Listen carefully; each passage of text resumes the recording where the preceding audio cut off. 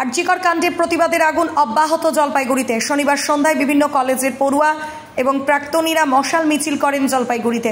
সেই মিছিলে সামিল হয় জলপাইগুড়ি নাগরিক সংসদও। শহরের বড় ডাকঘর মোড় থেকে মিছিল শুরু হয়। থানা মোড়, দিনবাজার, বেগুনটারি, কদমতলায় গিয়ে শেষ হয় মিছিল। প্রতিবাদীরা জানিয়েছেন, মৃত নির্যাতিতার বিচার এখনো অধরা, তাই বিচার না পাওয়া পর্যন্ত প্রতিবাদের মশাল জ্বলবে।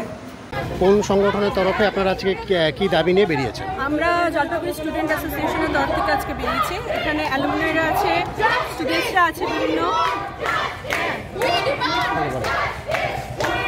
বলতে থাকো। আমরা যে দাবিটা নিয়ে এর আগেও কথা নেমেছি, সেই বিচার এখনো আমরা পাইনি। অভয়ের দোষীদের শাস্তি, অভয়ের বিচার এখন আমরা পাইনি। তার জন্য আমাদের এই লড়াই থামবে না, আমাদের আন্দোলন থামবে না। আজ আমরা আবার পথে নেমেছি, আমাদের লড়াই চলতেই থাকবে।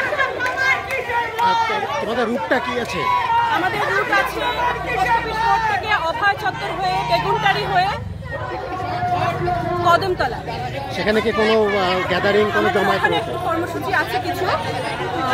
ওখানে কিছু মানুষ বক্তৃতা দেবেন, প্রতিবাদী গান, আবৃত্তি, অর্থাৎ লড়াইটা চলছে।